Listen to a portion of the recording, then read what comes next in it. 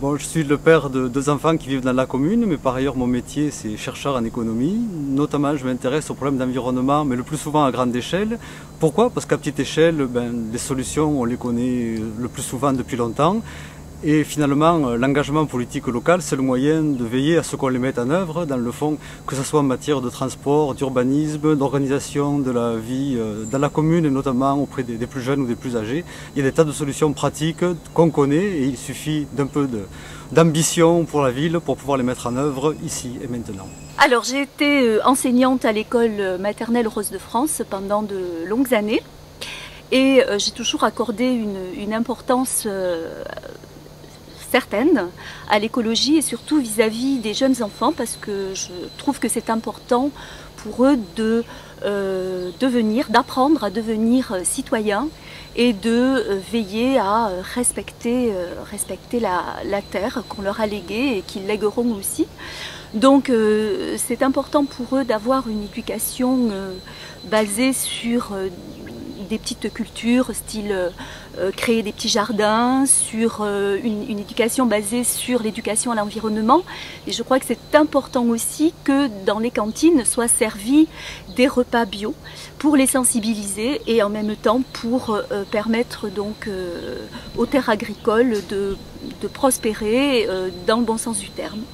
Voilà, je suis aussi séduite par l'idée de la maison intergénérationnelle parce que j'estime que les jeunes enfants ont beaucoup à apporter aux personnes âgées et les personnes âgées aussi sont vraiment une référence pour ces jeunes enfants. Et donc à la place de la clinique du parc, je suis vraiment persuadée que cette maison sera prête à fonctionner de façon très efficace. Alors nous vivons dans le quartier sud de Castelnau, à la frontière de Montpellier, si on peut dire, et nous vivons au milieu d'une forêt de pylônes électriques, donc sous les champs magnétiques, depuis bientôt 20 ans. Quand nous avons construit dans ce quartier de Castelnau, nous avons promis d'enfouir les lignes électriques et ce n'est toujours pas fait.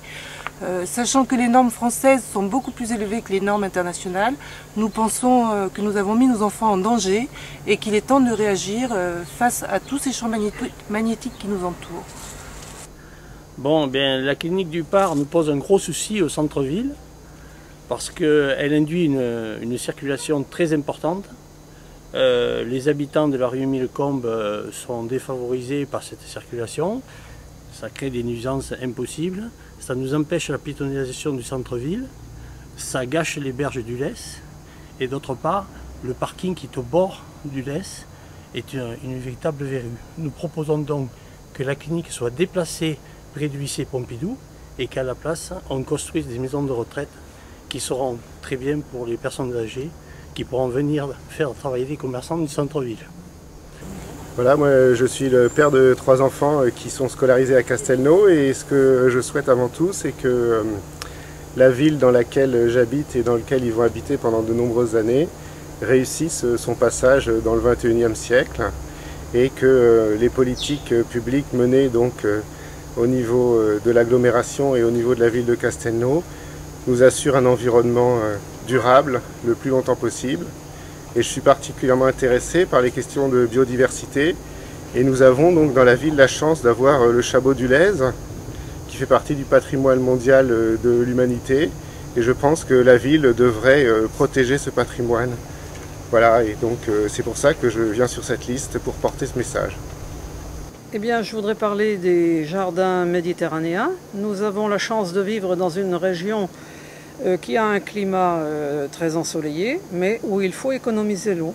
Donc c'est faisable par ici en utilisant toutes sortes de plantes qui poussent à l'état endémique dans la région, qui sont d'ailleurs très jolies et qui supportent soit un arrosage modéré, on ne peut pas dire qu'on ne puisse pas arroser du tout, mais un arrosage modéré et qui pendant l'été supportent également un peu de sécheresse.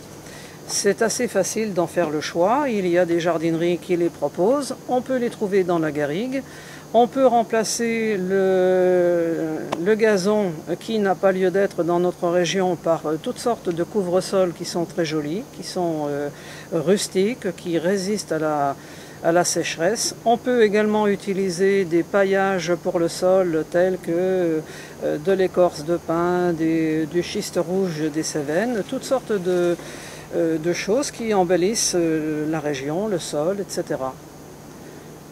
J'habite depuis une dizaine d'années à Castelnau et j'essaie de me déplacer en vélo et presque exclusivement dans mes déplacements en ville et autour de la ville. Et je me heurte à pas mal de difficultés parce que la commune n'a pas fait beaucoup d'efforts, c'est le moins qu'on puisse dire ces dernières années. Les pistes cyclables sont très rares, sont souvent très mal entretenues, couvertes de morceaux de verre. Il y en a très peu et celles qui sont présentes sur le plan de Castelnau souvent n'existent pas dans la réalité.